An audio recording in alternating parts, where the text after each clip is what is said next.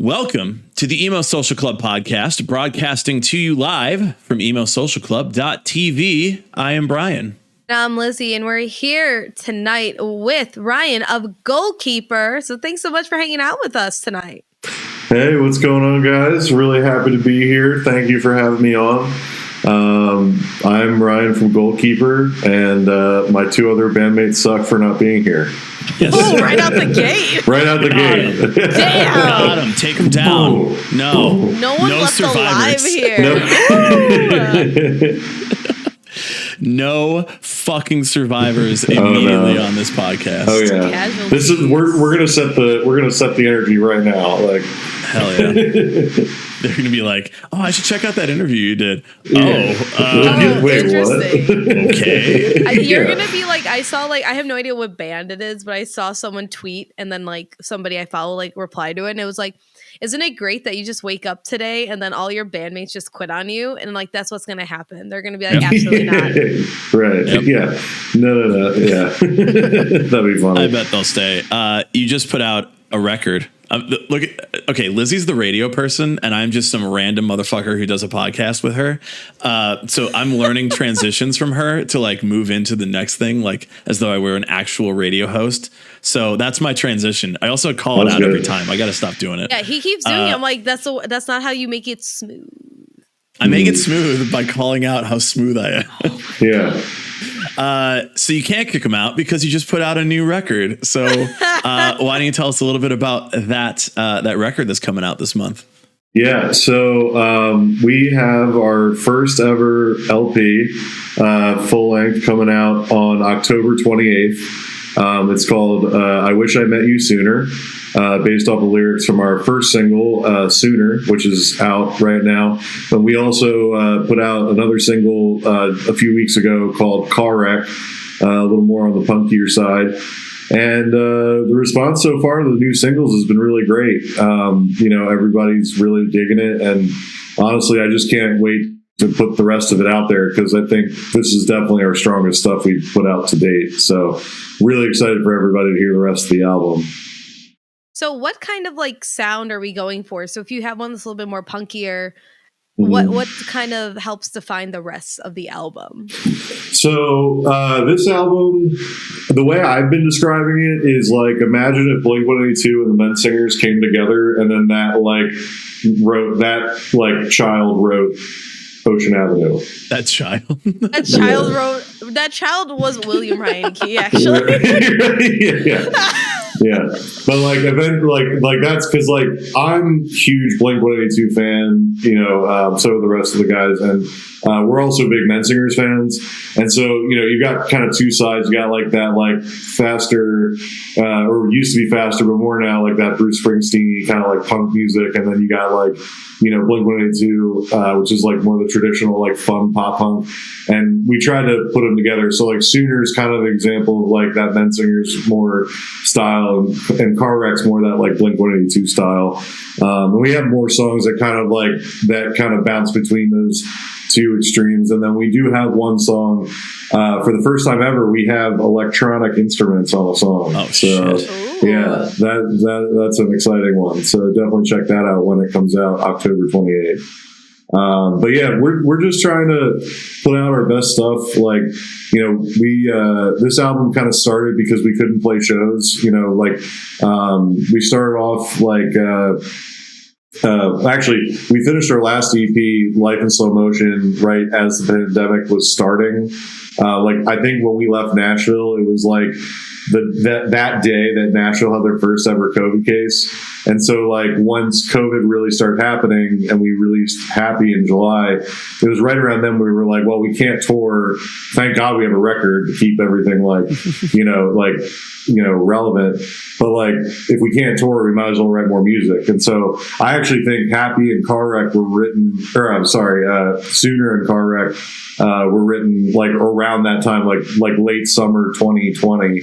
And then, we kind of took that and kept working on it and kept coming up with new stuff. And we finished recording everything, I think, last December. and then it's just been like putting the rest of the assets together. So it's just finally coming out now. But yeah, like like I said, just like really excited for everybody to hear this, because I feel like it's definitely the best stuff we've done to date.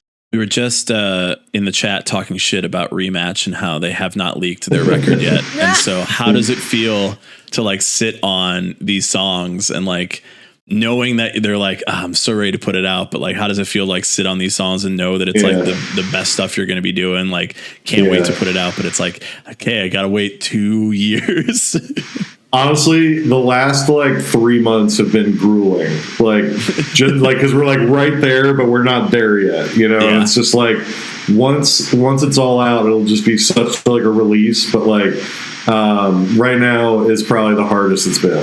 Like the album's been done, I think, since like the masters have been done since like April or May, I think. So like we've been sitting on some of this stuff for that long. It's just like, oh my god, like I just want to like, you know, because you do it and you just want that instant gratification of like, oh, everybody loves it, you know. Like actually I joked with Mark, like the last record we did, I got a message from a friend of ours, but like somebody like who I knew from like, you know, one of the places we toured, and he was like in the band, but like kind of like I didn't really know him like super personally, and he like reached out to me. He was like, "Yo, the record, like your new EP, like I heard, like Mark sent it to us. It's freaking dope. Like I love it."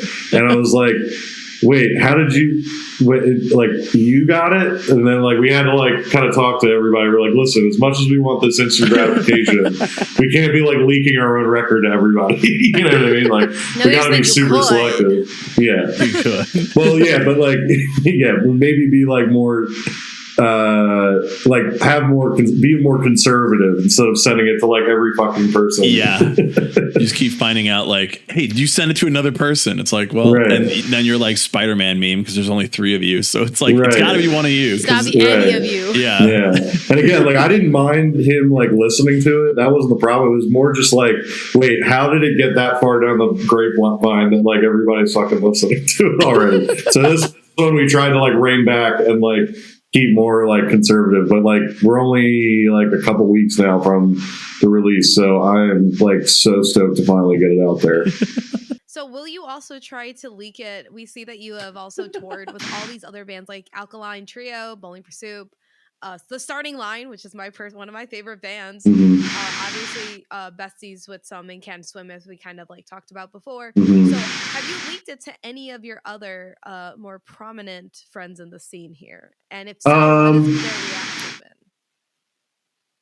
We've sent it to a few people, and generally everybody says it's really, really good. You know, like this one, like I know, you know, our friend, are the 2 main producers on the record, Kevin Mahoney from Hit the Lights, and Nick from Man Overboard. They you know, they sent it to some people, and everybody said it's like, you know, they really like it. So, we aside from that, like I said, we've really been like, we each have like 2 or 3 people that we know like their music taste. Like I have like my sister, my brother, and like one friend who like still listens to his iPod because he's like all the, you know, drive-by record shit still downloaded onto there. And then like, you know, Cody's got his people, Mark's got his people. So we try to keep it between like very personal and like, you know, really close relationships this time. So no one big in the industry is going to be like, you got to hear this Goalkeeper record. It's like, it's not out yet. Don't tell nobody. Yeah, don't tell TMZ. I don't need that. I don't need that. It's just in. Right. Goalkeeper record. Good. Right. Yeah, right. You're going to pull a Kravis on everyone. So how do you feel about the whole, I don't know if you see anything on Twitter, but people are like, oh, can you believe that Blink-182 got back together most likely because of Kris Jenner and the Kardashians? Really? I haven't heard that. Because it's like a whole like, oh, Kris Jenner was like, you need to make more money, Travis, and this is going to be we're going to make more money, and right. The whole thing. Obviously conspiracy theory, but yeah. it's like, oh man, like you probably right though. Yeah. Well, I wouldn't surprise me if like the fast food pop punk that he's been putting out recently with everybody like has started to kind of dwindle a little bit just because he's put so much of that out, and like some of the songs are just so bleh. Not they're like fine, but they're not like really much. Like I thought the first MGK record was pretty good, and I thought that and I liked it because it felt more. It felt like the right. It was the right time to release something like that, and then I feel like he just kind of went into like this mode where he's like, okay, anybody who can like rap, I'm just going to give you these like beats that I can make really quickly, and then you just put something on it, we'll fart it out. And after the new Machine Gun Kelly record, like that one, I just thought was kind of cringy.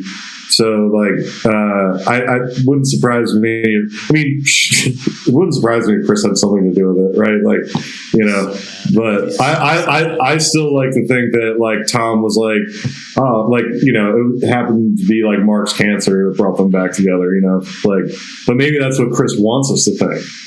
Who knows? I hate 3D chess. Yeah, I don't like this conspiracy that is going around Blink-182 just because I want to believe firmly. And this is mostly the selfish part of me. I'm just like, I just don't want it to affect Alkaline Trio. Like Matt Skinny is out now, and I saw like the email that Tom sent to him and said, hey, thank you for everything, and he mentioned Mark's cancer in that. So I'm like, yeah, that must be like the reason they want to do this again. But I'm like, hey, Kris Jenner, I think that just leave Alkaline Trio alone. Just let them do what they're doing. Whatever they're doing. Stay away from Dan. Business. Yeah, right. Stay away from the band. I just need. Don't try to marry off any of them to any of your other. Yeah, right. I need everyone in Alkaline Trio to be fine and safe and outside of the Los Angeles metro area. Yeah. I don't think, with all due respect to Alkaline Trio, I don't think they're big enough to be married to a Kardashian. I hope not. Because the thing I always think about is like Travis, when like Mark, Tom, or when Take Off Your Pants and Jacket, and then when the state was all out and untitled, like he was like kind of top of pop culture at that point. You know what I mean? Like I always forget he had that reality TV show, Meet the Barkers, and like like he was like everywhere. And so like I have a feeling that when the Kardashian machine like was like trying to pick their next victim, they were like, oh, like he has experience, so we're gonna pick him and then like make rock cool again. He's like, all right, cool. My favorite part is that in no way is it because they actually like are in love or happy together. I'm like, no, that can't be true. Like, there's just no way. No, they got him on a plane. So I feel like that makes me more nervous. There. I just. I want to believe the love is real. I do.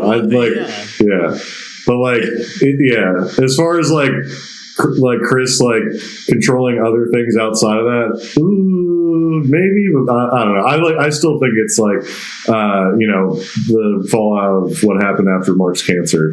Because that's what happened the last time they got together. It was after Travis was in that horrible plane accident. So it's like, unfortunately, it takes somebody almost dying for Tom to want to rejoin the band. But like, I get it. Like, Tom wanted to find aliens and do something more artsy, and like he did it. He found aliens and he did Angels and Airwaves for a while, and he hopefully accomplished his goals. And he said, I guess I'll come back. I mean, it doesn't look the best way to come back, but I mean, he's back. That's nice. Right. Yeah. I've been seeing way too many people who are saying it's very strange to me that the Kardashians will know who Turnstile is and who the story so far is. It's like they'll just be backstage watching Turnstile, and I'm like, I mean, well, they're maybe gonna that's see not kids as weird. Absolutely like lose it in the pit too, and I think they will be like, "What is this?" No, that I'm sure, because like that happens at rap shows too, and mostly they've dated hip hop artists, but to see like Turnstile, and it's like, well, this is. Well, no, I mean, different. if it's Courtney only dated Lord Disick, and like he's just himself. So okay, you know too much of the lore now. I don't know any of this. Look, and we'll just ignore Kanye right now. But at the very least, we know that shit happens at hip hop shows. but it just would be weird to be like, oh, who's this band? The story so far, and it's like, why does a Kardashian have that in their words that are being spoken? You know, right? Yeah, like Kim comes out, she's like, Proper Dose is a really good album. It's sick. Like, wow, girl, what? Yeah, Parker Cannon wouldn't know what to do. Yeah. Dude, she brings her daughter out to do like some weird like rendition or like a guest spot with them that she does. Yeah. With Kanye too, and I'm like, what? And we're just saying there like, what's going on here? No. Yeah. Oh my god. That would frustrate every single fan. I can't imagine that. Like, there's no Blink fans who are like, oh, I'm glad the Kardashians are in some way involved in this. I mean, there might be. That's the thing. Like, you're gonna get like that one random person in that pattern and be like, oh my god, and then you're gonna be like, what? Mm-hmm. To be fair, I did freak out over Megan Fox at Lollapalooza for MGK. Oh yeah, so everyone did. Yeah. It's a little different, but it's also related. I don't know. If Megan Fox had like a multi-billion-dollar like machine going, like it would be one thing, but she's not. She's just an underrated actress who deserves all of the respect that she's gotten over the past few years. You animals. Yes, Transformers was a good movie. They're making another one. Sorry, This turned into a pop culture podcast. So I don't know why. I don't know why they don't it even has. make any more Transformers. Well, we literally like when the news broke that Blink was coming out, we're trying to pump like pre-orders for our new album and pre-sales. Which, if you haven't already, go to goalkeeperband.com and pre-order the vinyl. It's our first ever vinyl. Go check it out. But obviously the news was dominated with like Blink stuff, so our post was literally like, okay, Blink announced they're back, so you don't have to do it today, but like tomorrow you have to get back to it. Like today's Blink's day, right? Yeah. Post it when everybody's mad that they can't afford tickets to their shows. Right, yeah, exactly. The day they announce. Can't get Blink tickets? Goalkeeper tickets are way less. Like, there you go. That should be the entire slogan. I saw that like the pit tickets were almost $1,000 for certain cities. Yeah, and I don't really know what to make of that. Like, I feel like a lot of it has to do with Ticketmaster and like all the ticket sharing shit that's going on. But like, I don't want to believe it's Blink. But I did hear that like Ticketmaster's doing that like scaling pricing where I guess like the volume of people coming in raises the price like arbitrarily. They've been doing and I hope that's just what it is. They've been doing that over the last few years, and they did that with Paramore, which absolutely screwed almost everybody because all these scalpers got it, and now they're selling like Paramore tickets here in Chicago for like $400 a seat. That's wild. I know Paramore in like New York and I think LA, they release a few more dates out there, and they did something that was like if you buy tickets you can't resell them until like the day of, so nobody can like turn around and resell them immediately, because that's what like I experienced when I was trying to buy us tickets. We did not get tickets. Somebody has this Chicago Paramore hookup, let us know. I'm begging, please. But it was a whole thing, and that's been the issue with more Ticketmaster, because even when I saw my Chem come back, it was only like $50-$60 for the tickets when you got them, so it wasn't even that expensive. But now I'm seeing all these other, I mean, this was also at like a standing room only, so you can only price it so much, but that was also through Access, and they didn't have that type of pricing. So I want to say I think Access is better in this instance. In this one time right now. Right. Yeah, I heard a figure for the Blink tour that a VIP ticket, probably in the pit, was like $1,500 for one show. Absolutely not. And I'm like, I love Blink 182. Like, I have senior photos where I'm like literally doing like the Blink poses and shit. Like, like Blink 182 is my favorite band. I would never pay $1,500 for a VIP like meet and greet experience. Like, that's just too much. Like, like I don't know. Yeah. You have to be a Kardashian to afford right. Yeah. You have to be at that level. But even then, they're probably like, "Oh, no worry, I'll guest list you," and it's like they don't need it. They don't need it. They can afford it. Right. Exactly. The only ones buying the tickets. That is a redistribution of wealth right there. Yeah. Also, with them announcing like When We Were Young Fest all at the same time, and it's like, dude, Well, I think the story is that Blink announced it with When We Were Young as the date, so then they had to announce it because Blink leaked it.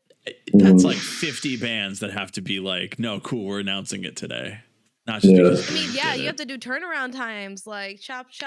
I'm actually kind of surprised that they announced it before the one this year. Like, I could see waiting until afterwards, but like that seems like a bit of a play.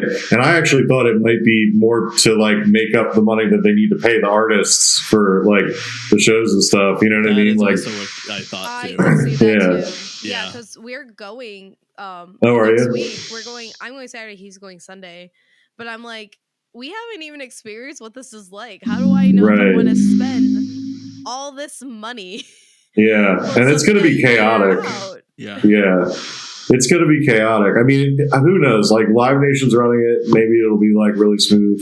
Hopefully it's not like a Fire Festival type deal, but like, I don't think it will. I think if anything, there's just going to be a lot of hard decisions on like what stage do you stand in front of. You know what I mean? Like, because I was going to say the biggest issue too is that it looks like, from what I've seen, because I'm in a couple Facebook groups for the fest, is that they had way more VIPs rather than GA and GA plus, because they have a VIP area that's like basically the entire like first like 20 rows of what a pit would be. And it's like right in the front. But I also have been to Shaky Knees down in Georgia, and that's how their VIP setup is like too. So That's it's I've seen it be pretty similar, and they're both run by Front Gate tickets. So I'm like, okay, that's not surprising me. Kind of shitty, but that also explains why like I see all these people be like, I have VIP, and so many people who just have regular GA or GA plus, like I hardly see those comments or people talk about it too. And I'm like, I think this was a weird scam thing, because I wasn't gonna pay almost $1,000 for VIP at all. I would simply absolutely just not, and I just rather walk around. Right. Yeah. No, it's like I mean, I feel like a festival like that too, like with so much talent on the bill, it's like you almost don't want to be stuck in the one pit, because what if like you're in that pit and then all across the way there's like another band that's like that you love. That means you have to get out of that pit, go to another pit. Like, you know, it seems like a lot more work. Right. Exactly. What am I to do? Yeah. Right. I feel like we run in the GA more often than anybody else in the VIP, because we're like, well, I can see way more bands than you're gonna see, because you're probably gonna have to go through some weird checkpoints or something, and who knows if they even have all that together. And me, as somebody who's been able to like get backstage in areas at like other fests, it's like, oh, sometimes it's chill, sometimes it's absolutely no chill, and then we're like, this should have been easy. Now I'm losing time. And I think that's what's gonna happen to everybody else in VIP. Yeah, it'll be interesting. Like, if you guys do a recap of your experience, I'm going to have to listen.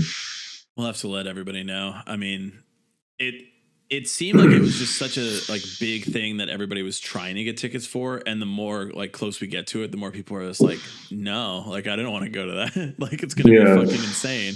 And so now I'm like, oh, we'll have to like.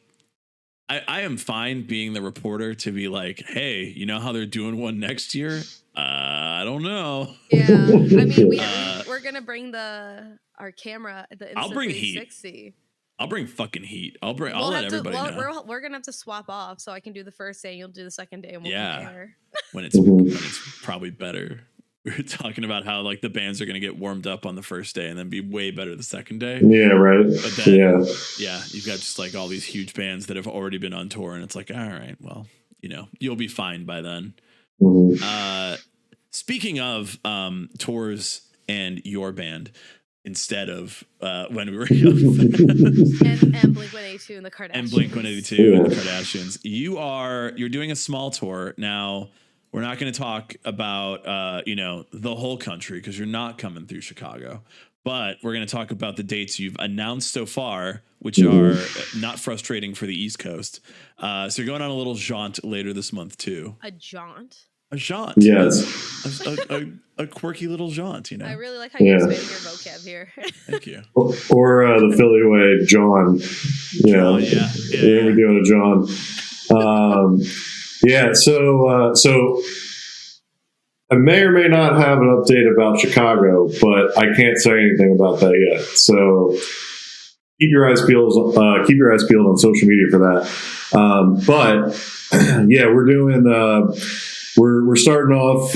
We're doing Smart Punk's pre-fest in Orlando and pre-fest in Gainesville, and then we're playing Fest Friday night around 7:30. I think we're just late enough that we're just early enough that when we finish our set, we can go catch the menzingers play on the Impossible Pass in full. So I'm stoked about that. Then we're playing a house party on Halloween in Tallahassee, and then we're shooting over to Texas for the first time. Never played Texas. We are stoked for that. We're playing 4 dates in Texas. And then we're going to be shooting up through the Midwest, doing St. Louis and Ohio and Pittsburgh. So, and there may be more dates being announced. There's a few other things that we've got in the works. So keep your eyes peeled for that.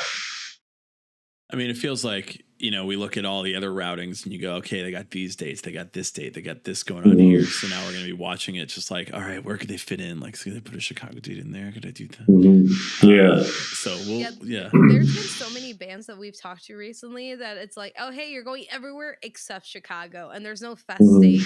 There's no alternative. It's hey, we're literally in the middle. What's up? What's up, bestie? Yeah. So I think this year we've hit Chicago twice. We hit it in the beginning of the year. We played Subterranean Downstairs.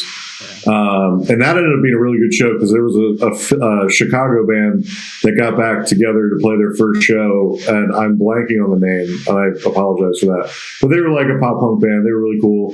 And that was a really fun show. And then we played WC Social Club in West Chicago. Yeah, which is nowhere near Chicago. Right, yeah. Yeah, we didn't know. Yeah, we didn't know anything about it, but we played that with Calling All Captains. And that one was a little rough because it was the same night like Pacific and I think Action Adventure were playing in Chicago. So I think everybody was at that show. Yeah. But we are trying to hit Chicago a lot more because Chicago is actually our number one city on Spotify, believe it or not. So, and we've met some really cool people out there. So we're trying to hit it more often. We're trying to be accessible, close, but not you can't come here all the time. We talked with a lot of Pennsylvania bands, Ohio bands, and it's you have a lot of this access to the East Coast and all these different cities in there, and Chicago is pretty much it. You can maybe do Milwaukee. St. Louis is not too far. I'm not going to talk shit about St. Louis now, but there's a lot of there aren't as many cities you can hit up in a run. Looking at your run, it's you're hitting the East Coast, you're hitting a lot of stops in Florida, and you've got a lot of access to different places. But it feels like Chicago is just that one that it's you got to get over there, and then it's now what?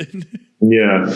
Well, I mean, when we did the run in April, I think it was, and July, we did, I think we started in Chicago, or we started over there. So we drove all the way out to Milwaukee, and then we came down, hit Chicago, and then or did Chicago, then Milwaukee, and then around to Indianapolis. And that wasn't too bad. I would like to get to Minneapolis. That's the one other place that I kind of see as the far edge of before you hit the Rockies, and then if you shoot straight down, that's I think it's Oklahoma City is another one, and Texas. So but that's about that's about the edge for us. And then after that, you gotta have to do a West Coast tour, which after talking to a lot of people in bands who tour, we never really realized how good we had it being from Philly, because within a 6-hour radius, we've got 10 cities that we can hit, which is dope. And they all have their own unique market and everything. And then once you go to the West Coast, you're driving 10 hours between cities. And then we were talking to our buddies and Calling All Captains, and they were saying that Canada is just that on steroids. It's 15 hours between anything, they had to drive 6 hours just to get out of Canada. Like, right. And they were like over Montana. So they had to go like down, and I guess they would go to like Minneapolis or whatever.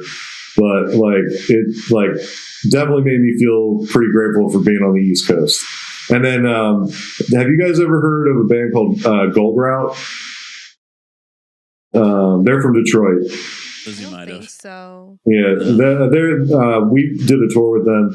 They said it pretty interesting. They're like, everything in the Midwest is like on a grid, basically. Like, you just go straight for like hours and then whatever. And then when you get to the East Coast, everything's like windy and weird, which I never really thought about either. Like, it's wild once you start traveling the country. I'm not a geography nerd. I say that, and I'm 100% a geography nerd. The whole thing is like, it's like when you start on a project and you don't really know what you're going to do yet, and so you start building things, and then you're like, wait a second, guys, let's sort this out. And then you get to that, and it's like the East Coast just had a bunch of big cities and a bunch of windy roads. And it is beneficial now when you're like, I want to travel and I want to go different places and play shows. And here, once it started to get to that grid, it's like, yeah, we're gonna do it. And it's like, guys, we need more cities. Places for, like, did you guys not think about the local bands when you were building this country? Our forefathers, come on. Our founding people. How many of you piccolo players are going to be able to go on tour? Absolutely. Right. Yeah. Oh my God.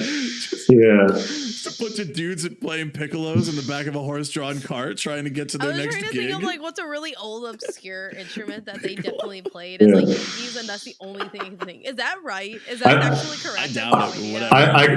I could just imagine like you go down to the local like pub, and it's like, some guy on a snare drum and like a flute. You know what I mean? Like.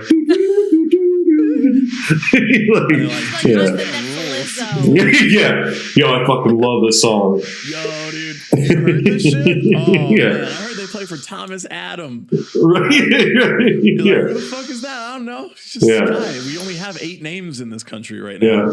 Yeah. Thomas and Adam. Tommy Jefferson like put this on his newspaper. Like they said it was really good. Yeah, Ben Franklin actually put it on his like top 3 songs that have ever circulated. Talked about the Obama playlist. Have we ever talked about Tommy Jefferson's playlist? Have we ever talked about, where are the old presidents' playlists? Where are their playlists? Come on now. What was Lincoln listening to? I gotta know. What got George Washington to open that pit up? You know what I mean? Like, But speaking, I cannot tell a lie. I opened up the fucking pit. But no, so like one thing, just to go off your geography thing, like I actually saw a TikTok the other day that like showed how like basically there's a line in the middle of the country of like cities that's like almost directly straight through the middle of the country, and it's like cities like Chicago, St. Louis, Oklahoma City, like Dallas, like Minneapolis, and then like to the left there's literally nothing. It's like Denver. And that's about it. You know what I mean? Like because it's like the Rockies and like plains. There's like nothing out there, I guess. I still haven't been able to go out there yet. Right? Yeah, that's what I heard. I heard driving through Wyoming is like awful. I don't think it needs to be a state. I don't know what we do insteid. I'm just saying I don't think we need it. Jeffree Star lives there, so we definitely don't need it as a state. Yeah. I heard it's beautiful though. That's one thing. I bet it's very nice. They have buffalo, right? Yeah. Yeah, sure. they have yaks and buffalo. Piccolos and buffaloes. Yeah, right. Yeah, there you go. All the geese and all the haas. Don't change the title of this episode. We've already decided on the title of this episode, Lizzie. It's not buffaloes and piccolos. Yeah. It's the subtitle. God damn it. Yeah, but like, I don't know. I have this like urge to like think about tour routing because it just like makes me jealous of everybody who grew up on the East Coast. Cause it's like you get all the bands like just sort of like you have New York right there, and you have Philadelphia, you have Pittsburgh, you have Atlantic City where you're going to, and all these other options where it's like, yeah, you have a lot of places to tour. And I think about how it's like small cities or you know, are an option, I guess. But I'm also like, is it worth it for smaller bands? Meanwhile, there's a reason there's so many like big bands from states that have multiple big cities where you just travel around to them. So I am a nerd for it because I just think it's really, I don't know, just interesting. And I'm like, oh man, it's a good thing I'm going to Iowa. You know, you're right. Rocking Iowa, we got. Maybe we'll see Slipknot while I'm out there. I mean, that's the only band out there. They're just corny. They're not there. They're fucking in LA. All just get famous to go to fucking LA. Like, no. The first thing they do when they're in like East Coast, I think, and you can correct me if I'm wrong because I don't know, but like to me, East Coast is like, no, I just want to be famous within my area, you know. And then like everybody who's not on East Coast, like I want to be famous so I can go to LA. Like I want to get the fuck out of here. And then kind of like Letterkenny, where they're like, we're gonna go to LA. Yeah, you know? And it's like, but East Coast, it's like, no, we have New York, we're good. It's right? Like, Exactly. You get like more towards like Ohio, where then people are like, no, we gotta get the fuck out of Ohio. Which no, if you exactly. I mean, Chicago's got its own thing going on. Like, you know, I really liked Chicago a couple times I've been there. But like, I get what you're saying. Like, as far as like cultural centers, it's like New York, LA, and probably Chicago's probably third. Yeah, so, top three. But we're forgotten about. It's becoming Texas now. Tennessee is becoming like Austin, Houston, Dallas. Like those cities are growing, and it's like, okay, well, you're forgetting about us. Have you forgotten of the harsh winter? That has aged and grown you. You've forgotten about us. Yeah, no, actually, that's character. Yeah, right. yeah. Like what is it like in the negatives of like a negative wind chill or whatever? Yeah. I have skin that will never be, you know, pierced by the cold chill of an icy winter anymore because I'm essentially Canadian now. Right? Yeah, you're battle hardened and everything. Yeah, I'm out here. I'm out in the winter. I don't know why I'm saying this. I don't leave my house in the summer, let alone the winter. No, we have to force him to go out places. Yeah, just make plans. That's funny. Except if it's cold. We do. I'm busy. I can withstand the cold of my air conditioning in the summertime. Yeah. It's like I get it, but I'm also like, well, what are you doing down there? You know, in Texas, what's going on? Should I come? Should I come visit? Should I go? Should I move there? I've never been to Texas for a Goalkeeper thing, but I have driven through Texas. I went to like Dallas and Austin for a bachelor party, and Austin is legit, like really, really fun time. Was not expecting to like Texas as much as I did. I hate to hear it. Yeah. I feel like it's like the main like cities are totally chill within reason, and then everything else is like. Yeah. Well, see, Eastern Texas is where everything is. Western Texas is literally like, I've heard it's just nothing but like dirt and the same road and the same sign and the same like tumbleweed and the same like, you know. So that's like in El Paso, and I could tell you there's a big flea market there that has a big old armadillo that's like ginormous. And then they have a kind of like tiny river walk, and I'm like, that's cool. And I'm like, what else is here? And then it's like, oh, not much. Okay. Can we wrestle a giant armadillo? Yeah. This is the difference between me and Lizzie of what we nerd out about. For me, it's the country and how it was built, and for Lizzie, it's an armadillo in Texas. Armadillo, who is a big boy. Yeah. That's funny. God. Look, I have to ask this in our notes, and usually I don't ask about the name of the band, and I'm not going to ask about Goalkeeper because, you know, that makes sense to me. I get it. I like it. It's it's a strong pop punk name, you know. If you're like a pop punk parent, you're like, got to name my kid a good, strong pop punk name. Right. But if the band was previously named The Pizzas, it's also a very strong pop punk name, but also in a different way. So why The Pizza? So you're talking about the origin story now. So like Cody, Mark, and I played in different bands, and Mark used to book shows in Philly, And we used to play the shows that Mark would book, usually with Eternal Boy, even back when they were called the Space Pimps. It was like the same lineup. We'd all play like every few months. Like, it was always fun. And there was a show that he had booked that, like, my band had broken up.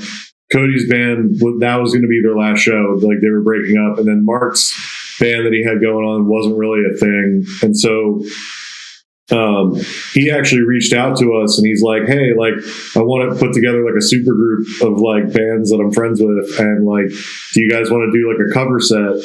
And we were like, sure. And so like, we just named it, like, we were like, okay, well, what do we go by? And since it was just like 7 like pop punk songs, we were like, okay, well, pop punk and pizza go together. We'll call ourselves the Pizzas. And it was really just kind of a joke, just to put ourselves on the flyer. People really enjoyed the show. And so that's why, like, we ended up like going into the practice space, playing around a little bit. And then we put out Leftovers like December of that year. And that was 2016. But the reason why we didn't stick with the Pizzas is, one, I feel like that's too stereotypical in some ways. Like, it's not subtle, you know, it's like very like, hey, pop punk, you know. But also, and I don't know if this is 100% true, but I did hear this through the grapevine, that apparently the Pizzas is actually a backing band for that, like, plays professionally as the Pizzas, and they're like, they will sue you if you try to call yourself the Pizzas. Oh my god. Yeah, I don't know this for sure. This is just what I heard through the grapevine, but we weren't set on keeping the Pizzas anyway. And Goalkeeper was an idea that I had from my last band that I was like thinking about. So, like, I pitched it to the guys, and they were like, sure. And to anybody who is out there who's trying to start a band, best advice I can give you is, if you can't agree on a name with your bandmates, you should not be in a band with those people. Because I have been in so many bands where we fought about the name and had different names, and we never got out of the garage. With Cody and Mark, I pitched Goalkeeper, and it wasn't even like, I like let them pitch a few things. Like, I pitched Goalkeeper, and they were like, yeah, that's it. And it was like, shit, okay, let's do it, you know? Right, yeah, dope. Right, exactly. Yeah, and so, like, and, you know, on the bigger scale, it's kind of like, you know, that's kind of a test of, like, being able to compromise. So, like, if you can't compromise within your band, how are you even going to come up with music? Because, like, you know, everybody's got great ideas, but, like, you know, you got to be able to, like, take a back seat and let other people's ideas, you know, take the reins sometimes, you know? So that's my, like, 2 cents for people who are trying to start a band. And that's all. Yeah. And then that's the origin story of the Pizzas. Now you make me think that it's just the backing band for, like, Chuck E. Cheese. It's like, yeah. It's like, no, yeah. Although I was talking to a friend of mine the other day, and we were talking about like emo night, and if we were to start a band, like if we were to do like a cover band thing, I don't know if we could do this or not, but like, I'd love to call it Jersey's Best Dancers, like after the Lifetime album, okay, or like Philly's Best Dancers. I think that'd be like a pretty dope emo cover band name. So. Don't steal that. I might need that for the future. I mean, now that it's on recording, we are attributing it to you.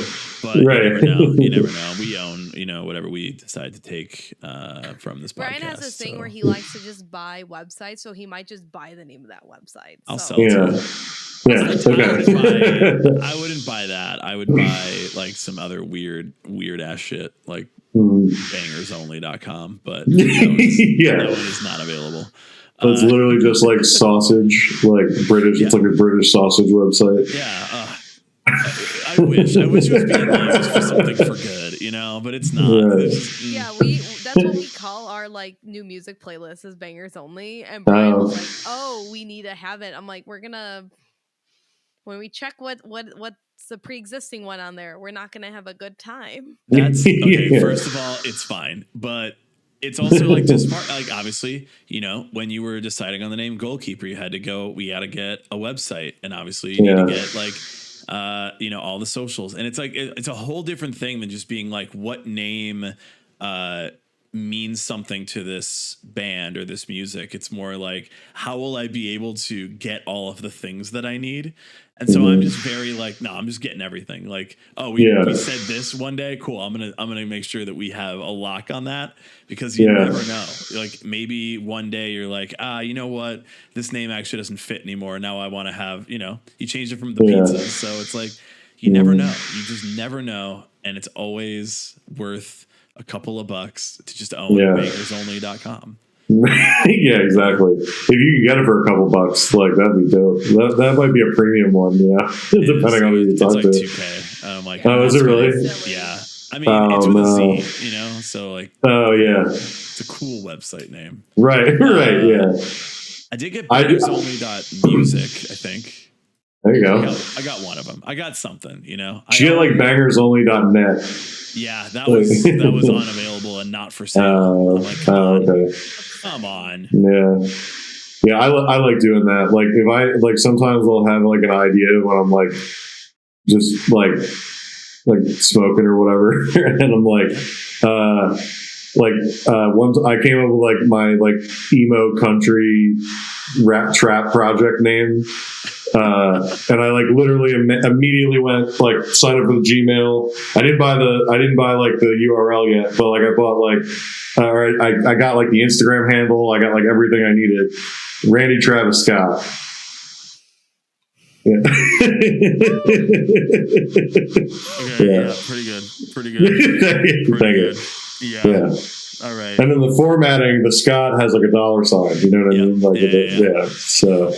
Yeah. Yeah. No, you got it. You did it. That's like my Bill Murray like side project thing. It's like your like the band Michael Sarah Palin keeps coming up for me on Spotify, and I'm just like, I can't believe you came up with that name, and I can't believe how much I like it. Like, the more that I keep like having to read it, or like I hear a song and I go, why am I what is this? Yeah. It's like that one artist that played Riot Fest. I still have no idea what type of music it is, but their name was Bob Villain. Yeah. And Villain is not spelled the way you think. It's like just Dylan with a V. Like, okay. That's funny. But it's like, why?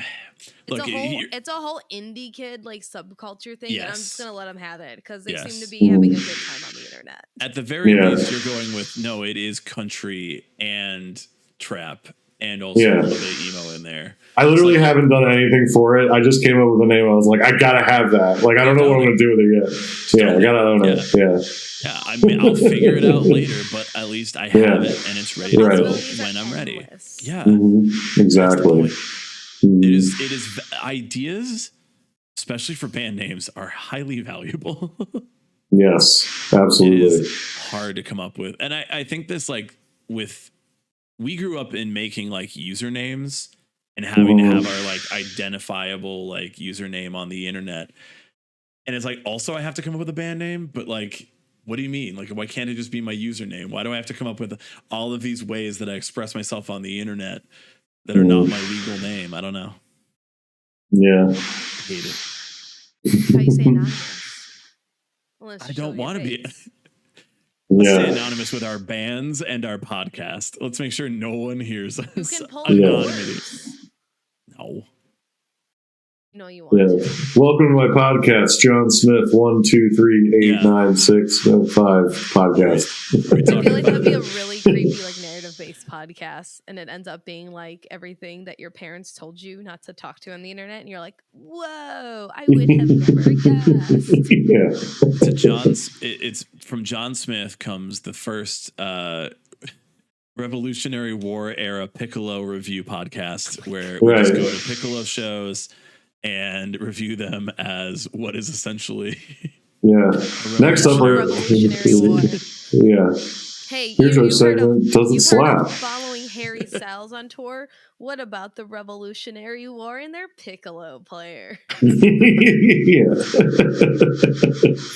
I think we're onto something here with like colonial like flute music. We're gonna have to follow that. My main job is to come up with podcasts and put them together. I will do this. Oh, nice. Now they would not take this pitch at all. But we could do this on. Lizzie, don't steal the idea too. No, you can't steal an idea from us and get paid for it. That's ridiculous. I'm including everyone in the chat. How much are we getting paid?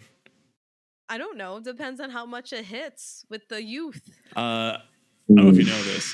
Revolutionary War era Piccolo review podcast. I feel Top like that's tier. a really niche Yeah. area Yeah. for people.